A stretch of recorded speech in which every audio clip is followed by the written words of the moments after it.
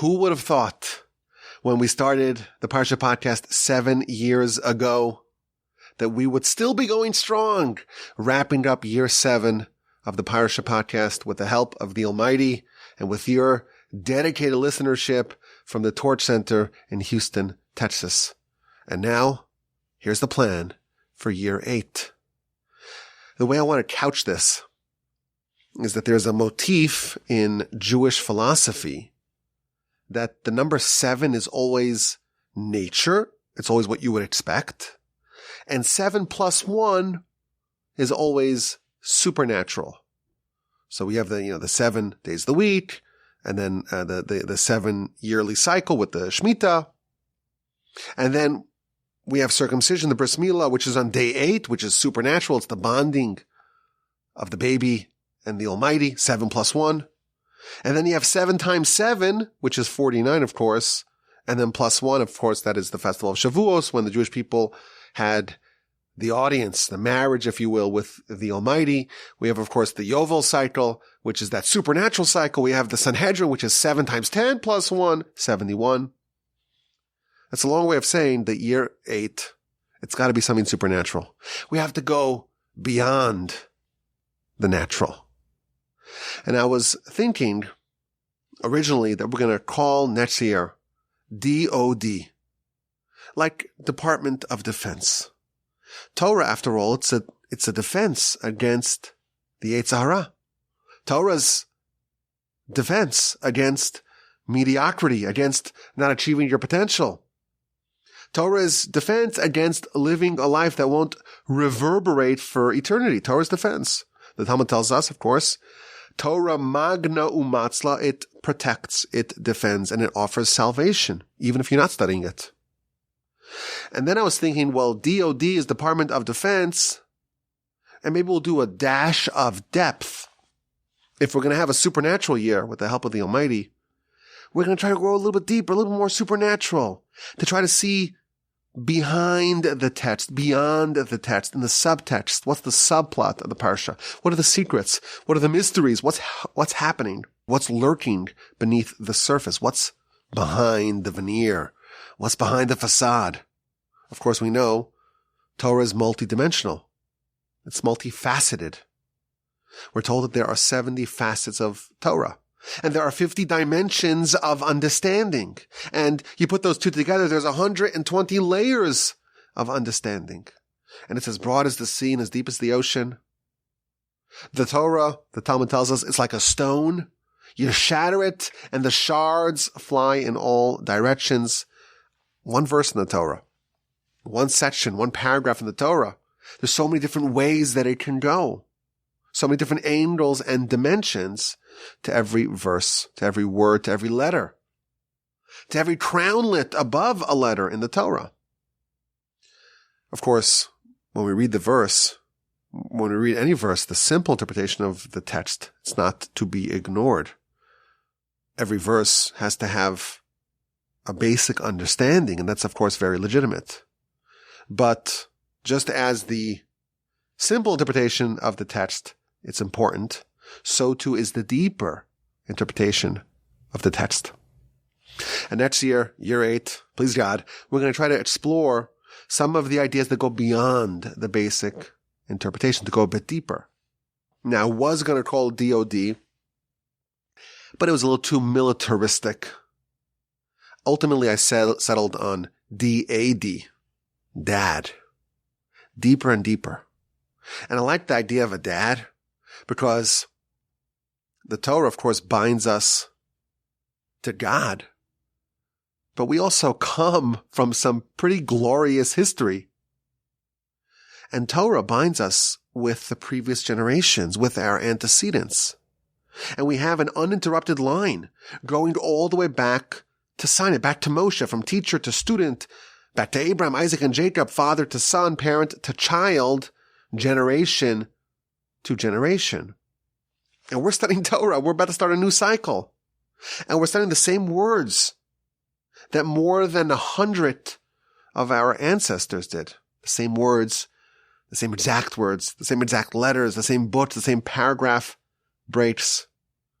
And we're going into the same text, the same Torah, the same weekly Parsha.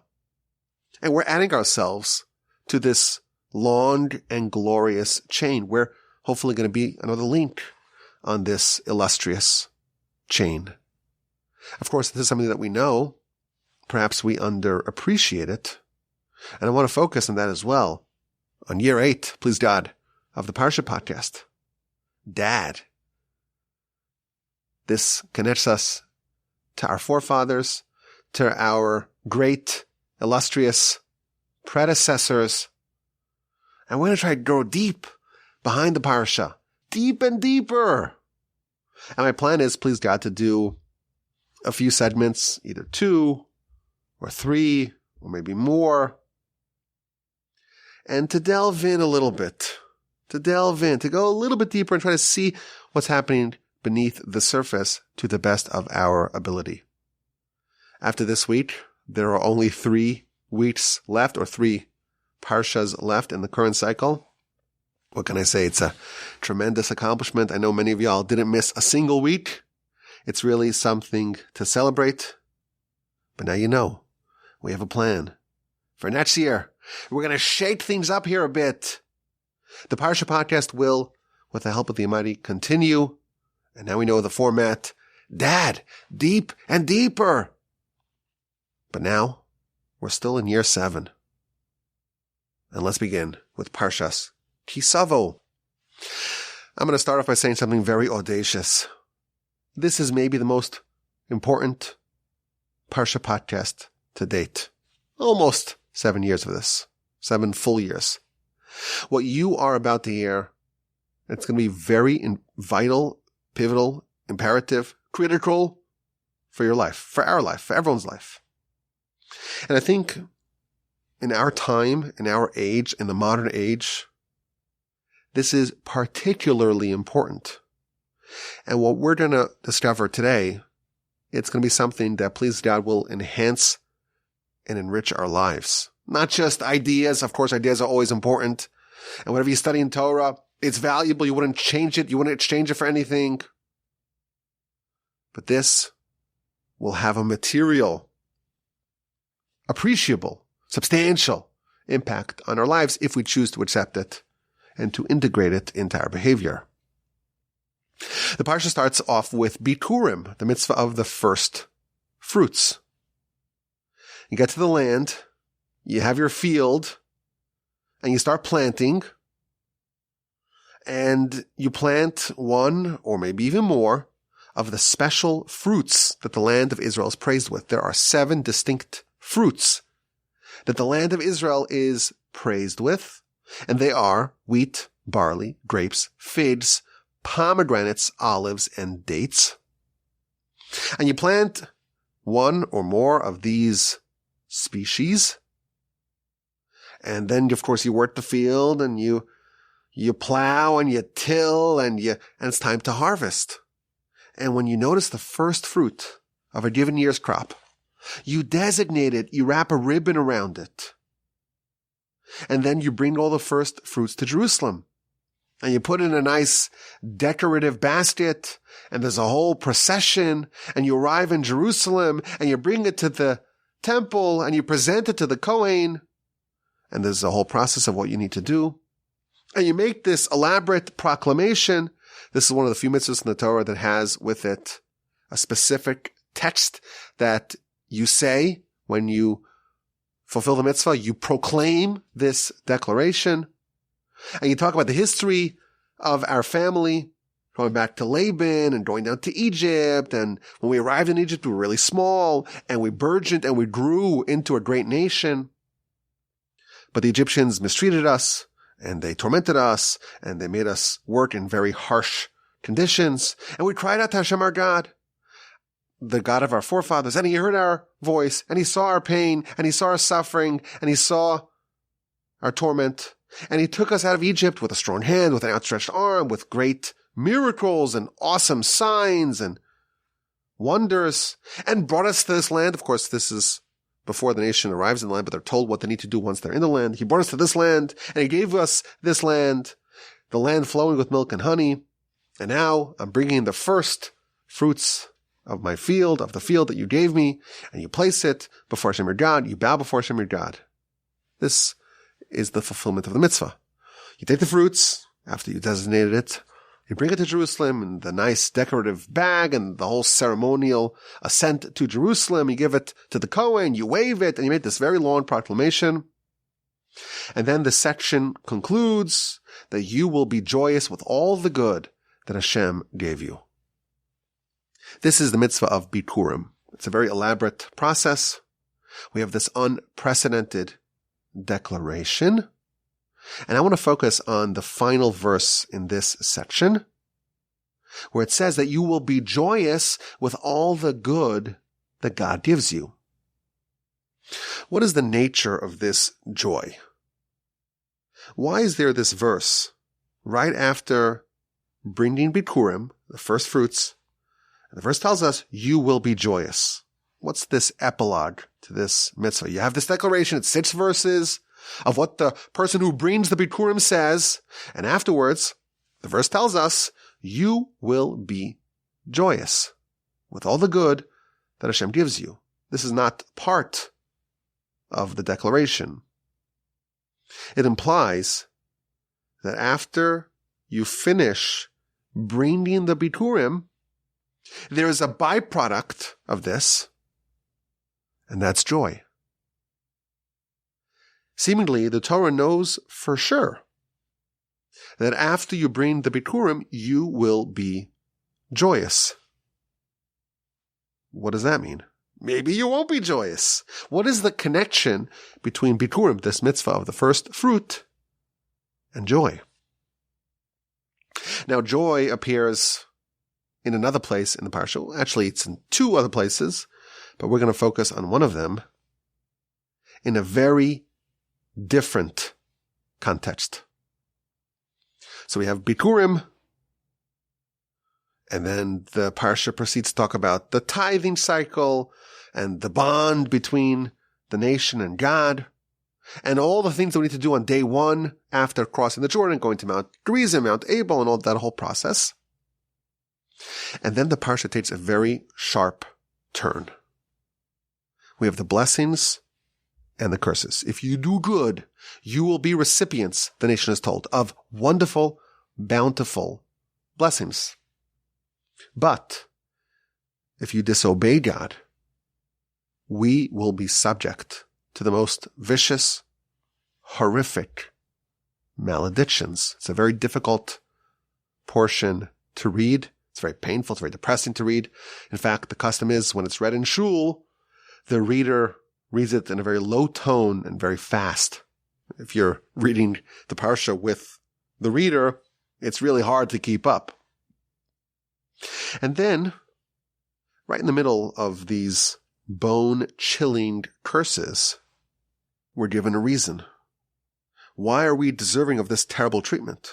So the verse tells us, chapter 28, verse 47, why are we suffering in the event that we have all these curses, all these maledictions? Why are we suffering so much? Because we did not worship, we did not serve Hashem, our God, with joy and with a good heart when we had everything.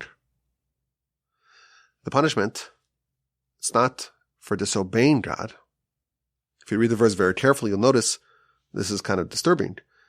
The punishment is not targeted for disobedience of God, but rather for the lack of joy while obeying God, while serving God. We did serve God, but not with joy.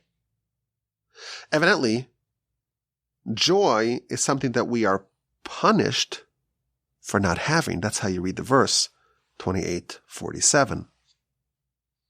So, of course, this raises a question, and all the commentaries talk about it, of course.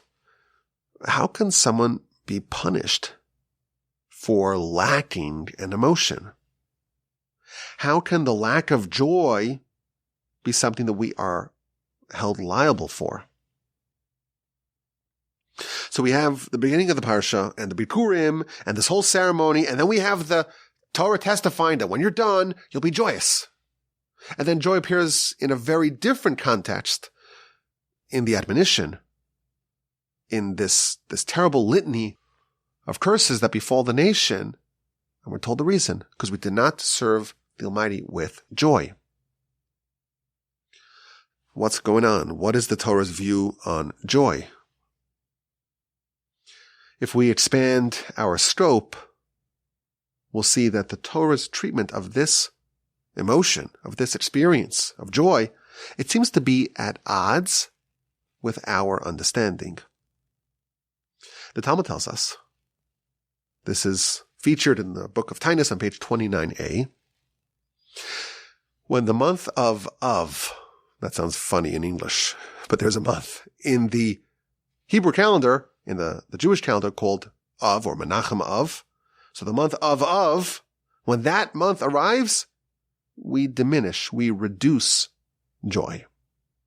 When the month of Adar appears, the month that's before Purim, before the month of Nisan, which has Pesach, Passover, when the month of Adar comes, then we increase joy. So the Talmud tells us that there are 2 months. In 1 month, we increase the joy, and in one, we reduce the joy. This is a very interesting citation. For one, we've pointed this out in the past. This Talmud is telling us that we always have to be joyous. The only question is it more, is it less? Are we adding or are we reducing, but we're never eliminating joy completely? But the subtext of this Talmud is that joy is completely manipulable. It's a dial. You could spin it in this direction, increase it, ramp it up. You could spin it in the other direction, ramp it down. You want more joy? You rotate it like this. You want less? Then you rotate it in the opposite direction. It's completely in our hands. It's completely up to us. And therefore, in this month, okay, you move it of notch this direction. And in that month, you change the direction and you spin it the other direction. That is what the Talmud is telling us. And this is a very radical concept. And it violates our understanding of joy. For us, joy, it's not something that you can manipulate. It seems random. It seems out of our control. If I have a good day and things are working out and my team wins and my favorite politician has a good zinger by the debate and it's nice weather outside and I make a good deal in business and the show that I watch is funny. If I have a good day, well, then I'm joyous. If I have a bad day, well, I'm liable to be less joyous. That's, I think, I don't want to judge you, but that's my sense of how society today views this subject. Oh, I had a bad day, so I'm depressed. I'm sad. Oh, things didn't work out, so I'm sad. Oh, things are great. I'm so happy. I'm so joyous. Again, without making any statements that are universal, it seems like that's how society views the concept of joy. The Torah disagrees with this premise. The Torah tells us that there's a dial of joy. You can manually turn it in whatever direction you want to. There's a way to increase joy. You want to be more joyous? Turn it in this direction. And there's a way to be less joyous. You have a joystick. And depending upon which direction you spin the dial, so to speak, that will determine the level of joy that you have at that time. According to the Torah, you can decouple joy from circumstance. Circumstances, it can have no bearing on our state of joy. So what is the Torah's understanding of this whole subject of joy?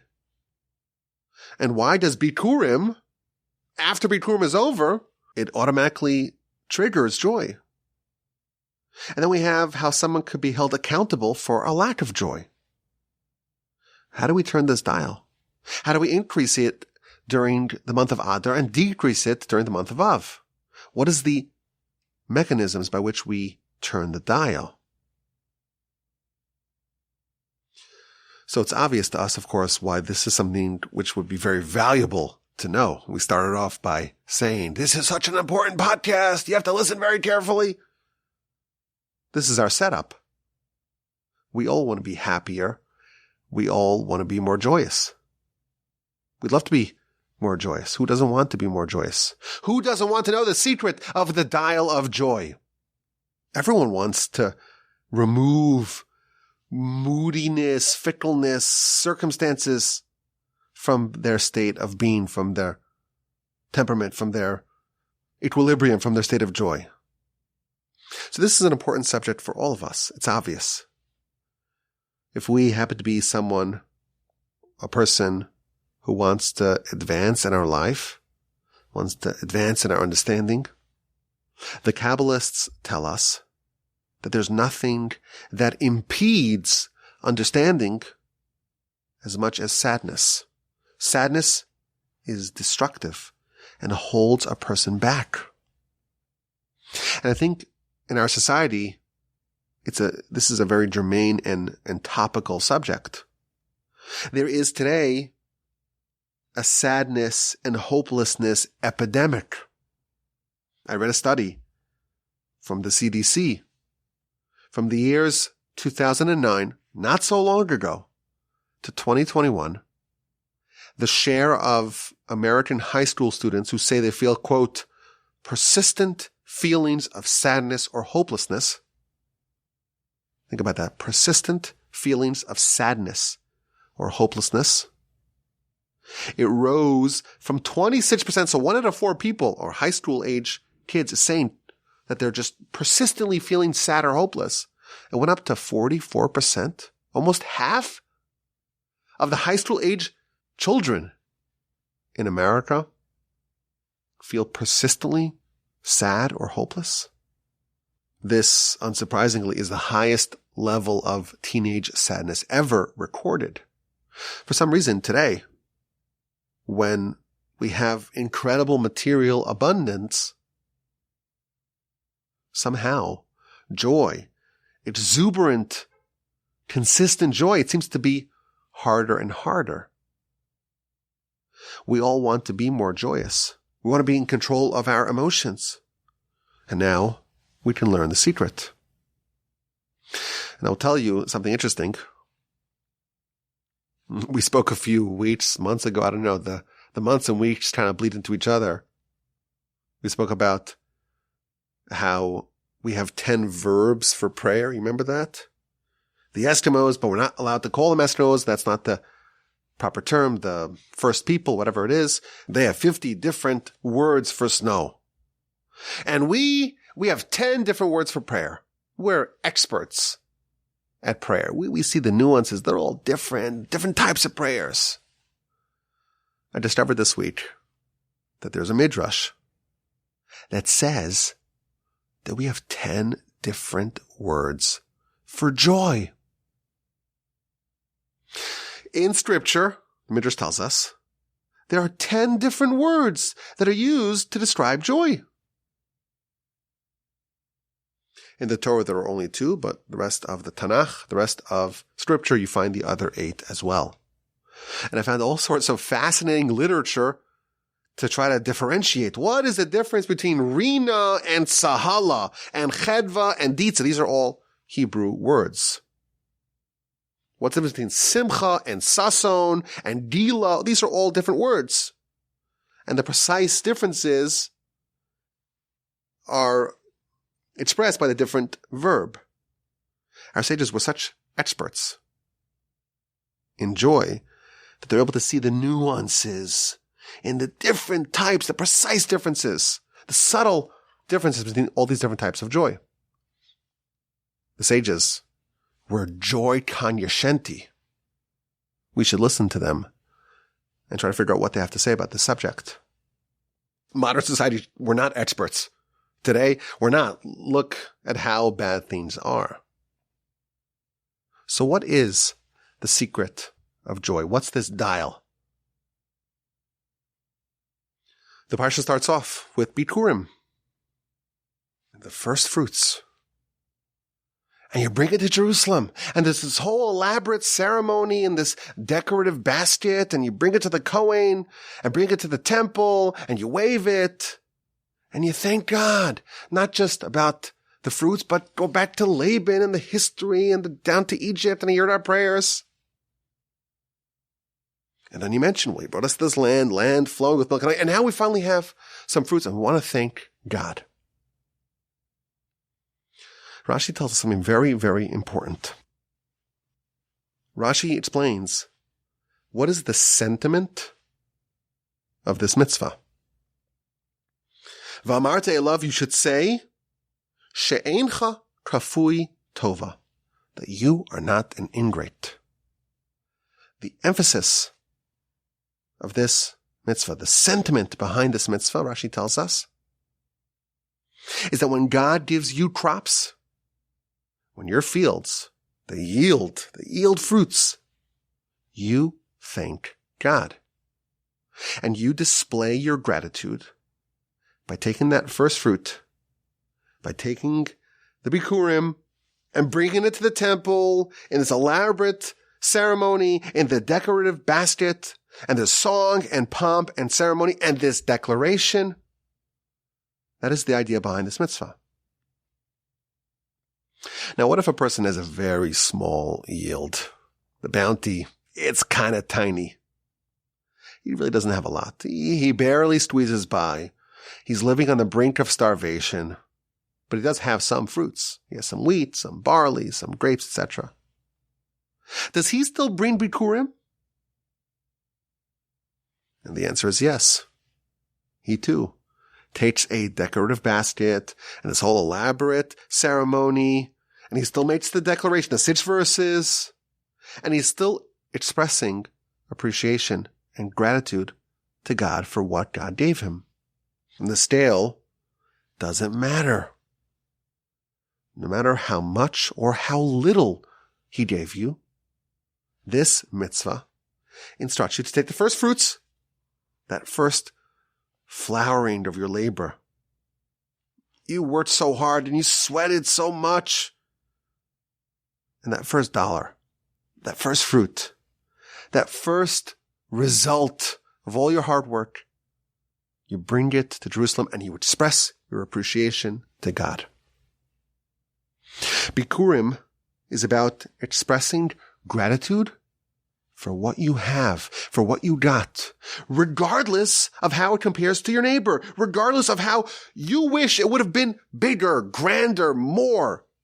You hope for something bigger, a bigger yield. You wished you had more.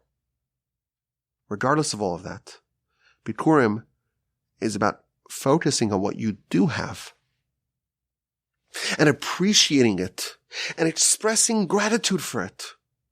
Focusing on what you do have and not for a second on what you don't have. And taking what you have and going to celebrate with it in Jerusalem and giving it to the Kohen and expressing gratitude, that 6-verse proclamation. That's Bikurim. And after you do that process, the verse announces you will be joyous with what Hashem gives you. Right after a Bikurim process comes joy. And where's the joy coming from? What's the cause? What's the impetus? What's the catalyst for this joy? The catalyst is the recognition of what the Almighty, what our Father in heaven gave you, and the celebration of that, and the expressing gratitude for that. That is what causes joy. And what reduces joy? When you focus on what you don't have. Even if you have a lot, you could still be very sad. This may be surprising for people that have a little. But not everyone who has a lot is happy, and not everyone who has a little, of course in relative terms, is sad. Even if you have a ton, you could still be sad if you focus on what you don't have. If joy is the byproduct of bikurim, anything that resembles a bikurim-like process, sadness is the byproduct of being anti-bikurim. Bikurim is focusing on what you have, while anti-bikurim, it's focusing on what you don't have. Bikurim is about celebrating what you have. Anti-bikurim is not celebrating what you have. Bikurim is about expressing gratitude and appreciation for what you have, and anti-bikurim is not expressing gratitude and appreciation for what you have. And this is the dial of joy, and this is how you manipulate it. You want to increase joy? This is what you do. You channel the first fruits. Again, we cannot bring the first fruits today. We don't have a temple. Most of us are not farmers, and we're not in Israel. There's a whole host of reasons why we cannot fulfill this mitzvah. Rashi tells us, what is the sentiment that's being expressed here? And the verse tells us what is the result of that. If we want to increase joy, we focus on what we have, what God gave us, and we celebrate it, and we thank God for it. That is how you turn up the dial of joy. You click it, and you move it towards more joy. And if you want to reduce joy, simple. Focus on what you don't have. And don't celebrate what you have. Don't express gratitude and appreciation for what you have. The month of Adar, it's a month that we got a lot from God. And of course, Adar and Rashi there on the Talmud that I quoted, it says that when Adar starts, it doesn't really end until after the following month of Nisan. This is the time to increase joy. What does it mean to focus on what we have? Focus on what God gave us. Focus on the incredible bond that he forged with us. He saved us from Haman, and he saved us from Egypt, and he loves us and wants a connection with us. And we express gratitude over that. We have entire festivals, Purim, of course, Pesach. It's all about gratitude for what we have and what God did for us. And that's how you raise the dial of joy. In the month of Av, that's the month that we lost the temple. We lost Jerusalem. We lost God's presence in our midst. And the mitzvah, the emphasis of this month is to focus on that. Focus on what we lost. Focus on what we don't have. We don't have a temple. We don't have Jerusalem. Well, we might have Jerusalem physically. We don't have the spiritual Jerusalem. We don't have God's presence in our midst. And we're supposed to focus on that. And that is how you dial down the joy, by focusing on what you don't have. It's completely in our hands. This notion that joy is just beyond our control, the Torah does not believe that. It's completely in our hands. We have the joystick. And we can choose which way to turn it. Now I want to add some inside baseball. I want to connect this idea with some other ideas that we have discussed in the past. And if we only have, 4 more episodes in this cycle, I figure I could go a little technical and maybe not lose the audience. I know some of y'all are listening while you're jogging, or you're in the subway, or you're doing chores. Not everyone is following along in the books and checking the sources. I know some are, which is why I always strive to include the sources. But for the next 3 minutes, it's going to be a bit technical, and it's much easier to follow if you see the sources inside, preferably in the original Hebrew. Here's the other point I want to add. In Genesis, we read about Jacob and his twin brother Esav. And it's a long story. We'll get to it, please God, in a few weeks, in year 8, in cycle 8 of the Parsha Podcast. But Jacob is younger, and he somehow gets the blessings, and Esav is not happy about that. He wants to kill him, and he has to flee, and then they eventually reunite 20 years later. And we read a very sharp contrast between how Jacob views what he has and how Esav views what he has when they reunite, when they meet again. This is in Genesis chapter 33, and this is verses 9 through 11. Esav says, I have a lot. And Jacob says, I have everything. Esav, the older brother, the redhead, he's a little bit more violent. If you haven't read that story, a little bit more of a loose cannon with red hair, ruddy. Watch out. He says, I have a lot. And Jacob says, I have everything. I have all. And all, what does all mean? How could anyone say they have all? That, the commentaries tell us, it means that Jacob is saying, everything that I have, I need. Everything I need, I have.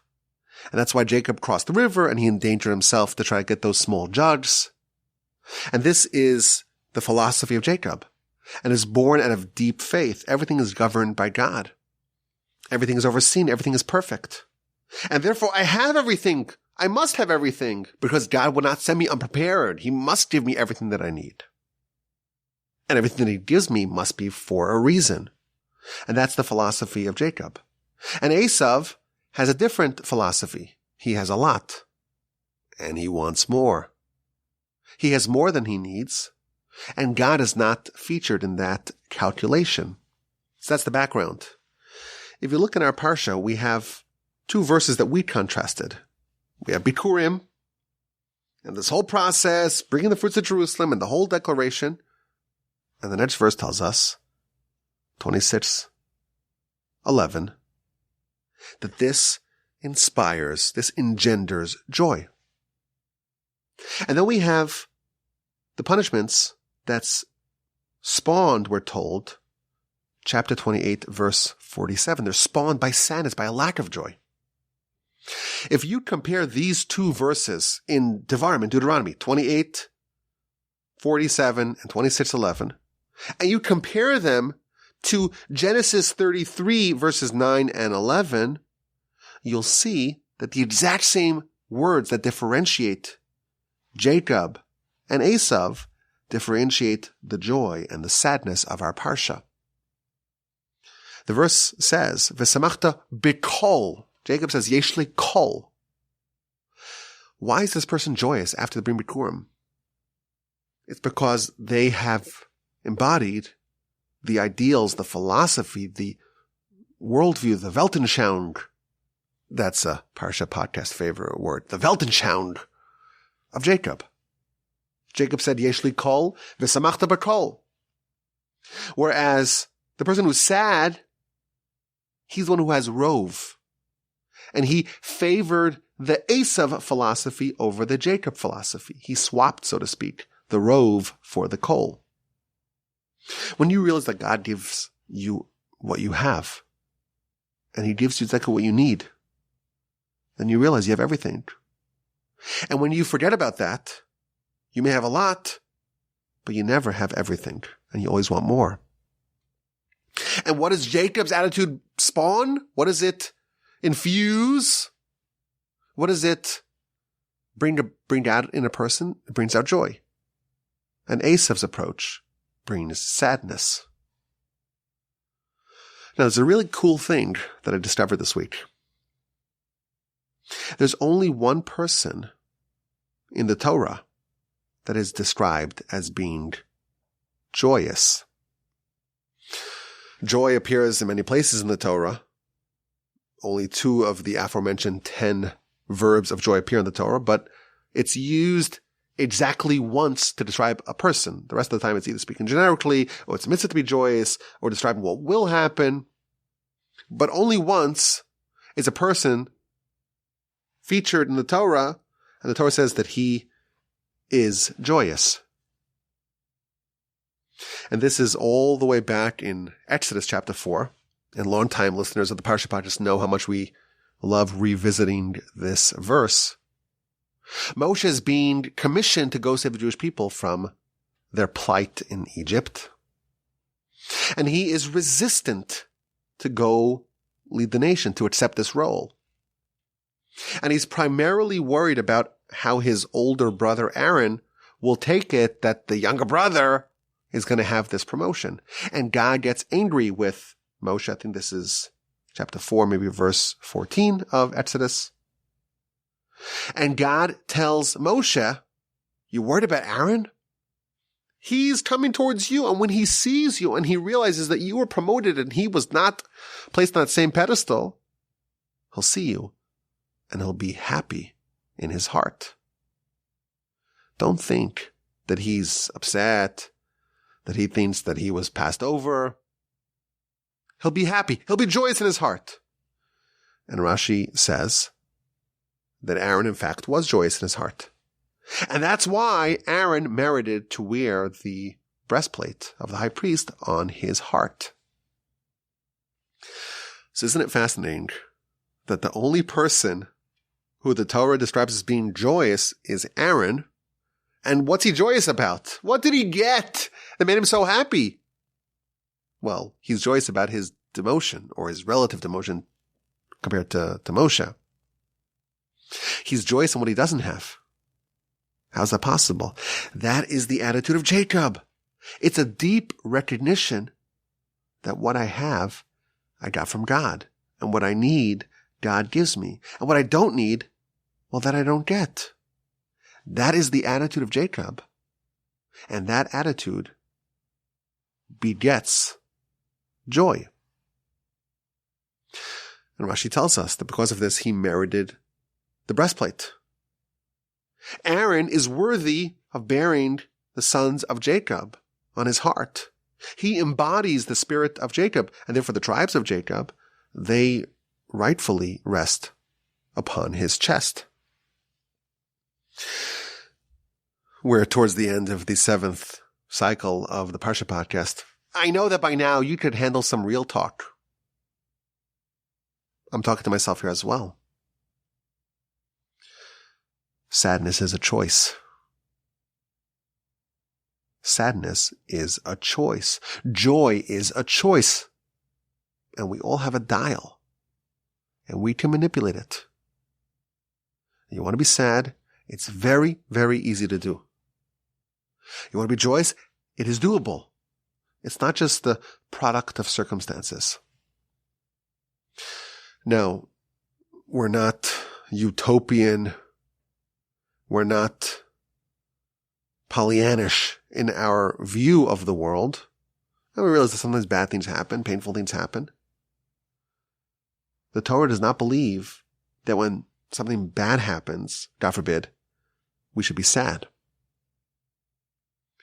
The only time we're told to be sad is when we realize that we don't have the temple and focus on what we don't have, and therefore you should be sad. Even during hard times, you could be joyous. We know the Talmud tells us that a precondition for prophecy is joy. If you're not joyous, you cannot be a prophet. In chapter 4 of the book of Jonah, which, please God, we will read on Yom Kippur, Jonah tells God that he was so pained, he'd rather be dead. That sounds like depression. That sounds like sadness. But if God's talking to him, that means that Jonah's experiencing prophecy. And prophecy is only possible if there's joy. So how is Jonah talking to God and saying, I'd rather be dead? This is an insight. When there's pain, it doesn't necessarily mean there has to be sadness. There has to be depression. That's not necessarily the appropriate response. We're trained here. You can bear pain with joy. Jeremiah, he wrote the most depressing book of the Tanakh, Eicha, Lamentations. And he wrote it with prophecy. It must be he wrote it with joy. Could he be crying and be joyous? Could he be grievously pained and joyous? Jeremiah says yes. Even, God forbid, if we have hard times, it could be full of joy. It could be with the realization that the Almighty has a plan for you and we don't necessarily understand it, but we can rely on Him and we know that it's for our benefit. And we can focus on what we do have and the fact that we still have life and this flicker of opportunity within us and how incredibly lucky we are to be in such a state. How much would people give up to have another day of life? those who are no longer with us. Our Parsha starts off with Biturim. And this is the recipe for joy. This is how you move the dial of joy in that direction. Focus on what you have. Don't compare it to what someone else has. It's small. It's such a pathetic yield. My field is tiny. And the neighbors, look how big his field is and how rich and robust his fruits are. No, that's not Biturim. Focus on what you have and celebrate it and put it in a nice decorative basket and dance with it to Jerusalem and bring it to the temple and to the Kohen and thank God for it. Express your appreciation, your gratitude. That breeds joy. You want sadness? There are apps on your phone. Maybe not. Maybe you're like me. There's no apps, no social media apps on your phone. But there's an app on many people's phones, maybe even most people's phone, that is designed to spawn sadness. It could be a joy-reducing app. I don't think that's what it's called, but it could be called that. Or maybe not joy-reducing. How about, let's talk to the PR guys. How about we call it sadness-inducing app? Oh, that won't sell either. We'll call it Insta-Sad. Will that go? What do you guys think? Insta-Sad. Instantly becomes sad. You can open it up and you'll see everyone else and all that they have. And everyone's looking perfect. And they're all having tons of fun that you're not having. And they're all so talented and so beautiful and so amazing. And they're all more intelligent than you and taller. And they have a fuller head of hair. And they have a better spouse and a larger and more opulent home and a newer car and more obedient kids and a faster metabolism. And when you look at it and you see all the stuff that you don't have, insta-sad. Why anyone would spend any time at all doing that to themselves, I don't know. But let me ask you a question. If half of American teenagers feel persistent feelings of sadness and hopelessness, half of them, so much sadness. Maybe this is the reason everyone's turning the dial of joy all the way to the sadness. Is it a shock that everyone's sad? If everyone's spending so much time looking at other people and salivating at what they don't have, of course, people are going to be sad. Isn't that a shame? If we have gratitude and we celebrate what we have, that begets joy. I heard a story from the COVID era. There was an 87-year-old man who had a bad case of COVID, and they put him on a ventilator, and he was kind of hanging between life and death. And ultimately, he pulled through. And they took him off the ventilator after 2 weeks, and he survived. Wow, thank God. And they said, okay, well, here's the bill. Here's the bill for your hospital stay, $10,000. And the man started crying. And they felt bad. Maybe he doesn't have the money. I don't know. Medicare, Social Security.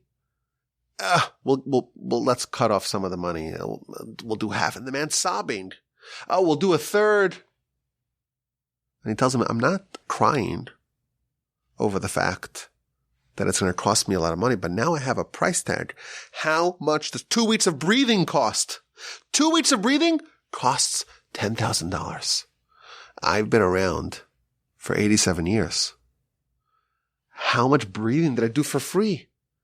And how I didn't appreciate it. If you are breathing, the Midrash tells us, every time you breathe, you have to sing a praise to God. All the soul should thank God, says the Midrash. The soul, the word for soul in Hebrew is neshama. And that's hinting at the word neshima, which means a breath. Every breath you have to thank God. We have so much to be thankful for. You breathe, I don't know. Some people will breathe more intensely. If you're recording a podcast, you're like breathing a lot, like that all the time, because maybe you're nervous. I don't know. If you're panting, you're running, you're breathing a lot more. But what is it, like 15 times a minute? 18 times a minute? What is it? If you try the Wim Hof method, you could go a few minutes without breathing. I don't know. Everyone's different. But we have so much to be thankful for. So much. We have so much. If you are fortunate enough to have 10 fingers and a heart that's beating tens of thousands of times a day and eyesight and the ability to think and to have relationships and to have smiles and to have a good job and to have a loving family. Not everyone has everything, but everyone has something to be joyous with. And if you want to be happy, you want to be joyous, we're told it doesn't matter how much you have. It matters, do you have everything or not? Do you focus on what you have? Do you celebrate it? Do you thank God? Do you express your appreciation for that? If you do, you will be joyous. We all want to be joyous. Somehow our society, contemporary society, is just very bad at this. Our sages were experts. And there's no reason why we shouldn't be joyous every day. Exuberant every day. We could do it. And when we do it, we could say, "Atta joy." And now we know how. Okay, let's end off the podcast before we get into too much trouble here with a sharp question. The verse tells us, this is in the Blessings 28:6. Baruch ata b'voecha. Blessed are you when you come, and blessed are you when you leave. We have this whole section in the Parsha where we have the blessings and the curses, and it starts off with some blessings. And it tells us that if you are deserving of blessings, you'll be blessed when you come and blessed when you leave. What does that mean? So Rashi says, you will be blessed, that when you leave the world, you'll be as free of sin as when you came to the world. Blessed are you when you come, blessed are you when you leave. What does that mean? When you come to the world, you're blessed because you're free of sin. Baby born has 0 sins. And you will be blessed when you leave, because when you leave, you will also be blessed. You'll also be free of sin. So there are some questions here. First of all, in the curses section of this blessings and curses, there's the inverse of that. This is 28:19. Cursed are you, God forbid, when you come, and cursed are you when you leave. So how would you read that? Because if blessed when you come means blessed when you come to the world, even someone who is a sinner comes to the world free of sin. So Rashi's interpretation would have a problem. How would you understand the inverse of that? But on the substance of the matter, we have a blessing here in the Torah that you are blessed, that you're blessed when you come and blessed when you leave. When you come to the world, you're blessed because you're free of sin. And when you leave, you will also be free of sin. Wait a minute. Don't we have a concept of free will? Don't we believe that there can't be a divine blessing that you'll be free of sin? It's in your hands, not in God's hands. That's a sharp question, and a good question to end this Parsha podcast with. The dial of joy. Don't forget this. Dial of joy. We can manipulate it. It's in our hands. Hope everyone has a wonderful rest of their day and week, and a joyous Shabbos, and just a joyous life every day. Every day. We should all be joyous. Why not? We're going to feel something. Let's feel joy. Let's turn the dial and focus on what we do have. Joy. Every day. Wouldn't that be great? My email address is rabbiwalby@gmail.com.